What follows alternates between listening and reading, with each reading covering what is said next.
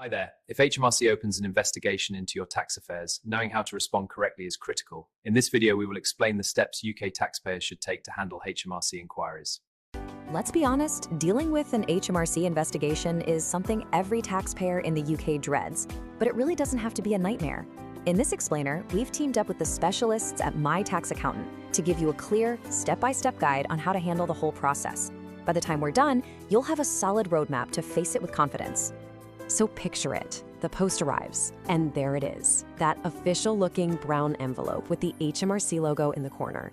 Your stomach probably does a little flip, right? It's a formal notice of a tax investigation. So what's the very first, most critical thing you should do in that moment? Okay, the answer is take a deep breath and do not panic. Seriously, I know it's easier said than done, but an investigation is a formal, structured procedure. And once you understand the stages, it becomes so much more manageable. So let's break it down for you right now. So here's what we're gonna cover. First, we'll demystify that dreaded brown envelope. Then we'll dive into the different kinds of investigations, because they're not all the same. We'll walk you through the official process, step by step, and talk about what's really at stake financially. We'll also cover your rights, and finally, the best defense of all, prevention and getting the right professional help. Okay, section 1, the brown envelope. So what actually is an investigation? I know, the word itself sounds pretty intimidating, but really, it's just a standard tool HMRC uses to make sure the tax system is fair for everybody. At its heart, an investigation is really just a checkup. It's a formal review of your finances to make sure the right amount of tax has been paid. It's important to remember that getting picked for one doesn't automatically mean you've done something wrong. There are tons of reasons it could be triggered. All right, section 2, investigation types. Now, this is crucial to understand. Not all investigations are created equal. The letter you get from HMRC will tell you exactly what they're looking at, and figuring out which type of inquiry it is your first move. So you've generally got two main types, an aspect inquiry and a full inquiry. An aspect inquiry is way more common, and it's really targeted. So say you're a freelancer, they might just want to look at your travel expense claims for 1 year. Or if you own a rental property, maybe they're just querying the mortgage interests you claimed. A full inquiry, on the other hand, is the whole shebang. This is where, for example, a small business owner might have their entire set of accounts and maybe even their personal tax affairs put under the microscope. So what kicks these things off? Well, it could be anything from a few inconsistencies in your numbers to always filing your returns late. If you work in an industry that HMRC sees as high risk, think construction or anything with lots of cash payments, that can also raise a flag. But check out this last one, purely random selection. You could have absolutely perfect, flawless records and still get chosen for a spot check. It happens.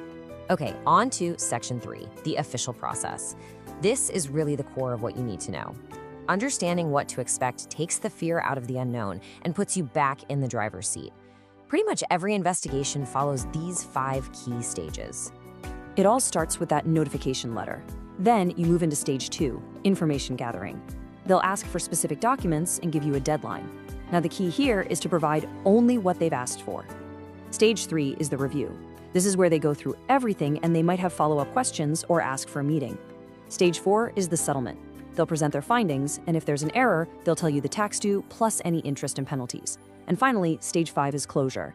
Everything's paid up and the case is officially closed. And here's a massive professional tip for you, especially for that review stage. If HMRC asks for a meeting, you are perfectly within your rights to ask for an agenda beforehand. This is so important. It means no surprises, it lets you and your accountant prepare properly, and it keeps the meeting on track. All right, section 4. We need to talk about what's really at stake here. Because it's not always just about the tax you might owe. The financial consequences can be a lot bigger and can affect your finances for years to come. Now pay close attention to this. How far back HMRC can look depends entirely on how they view your behavior. If it's just an innocent mistake, they can go back 4 years. If they decide it was carelessness, sloppy records, not checking your return, that goes up to 6 years. But if they find deliberate misconduct, like you intentionally hid income, they can go back a staggering 20 years. And that is what can turn a small inquiry into a massive, costly investigation. And what about penalties? Well, on top of any tax and interest you owe, HMRC can charge a penalty. Depending on why the mistake happened and how cooperative you are, that penalty can be as high as 100% of the tax owed. that effectively doubles your bill. Now, a penalty that high is usually for cases where someone was deliberately dishonest and uncooperative. And here's a fact that catches so many people by surprise. Let's imagine you go through the whole process, and it turns out you've done nothing wrong. You're fully compliant. Fantastic news. But you are still responsible for paying the professional fees for your accountant to prove it. For even a basic inquiry, that can easily cost over £5,000. It's the hidden cost of proving you're innocent. But remember, this is not a one-way street. The tax system has checks and balances built in. You have rights, and if you genuinely believe HMRC's decision is wrong, there is a formal process you can follow to challenge it. It's so important to know you have options. From the day you get a decision, you have 30 days to appeal. The first step is usually an internal review, where a different officer at HMRC takes a fresh look at your case. If you're still not happy, you can take it to the independent adjudicator's office. And the final port of call is the tax tribunal, which is basically an independent court for tax matters. So, with all that said, what's the absolute best strategy? It's simple, really. Be prepared. Great record keeping and professional support are, without a doubt, your best defense against the stress and the cost of an investigation. This is where getting professional help is a total game changer. A team like My Tax Accountant can manage the whole thing for you. They become your official representative, so HMRC contacts them, not you. They know exactly what to send, how to frame your responses, and how to negotiate penalties. It's not just about getting the best financial outcome, it's about shielding you from all that direct stress and worry.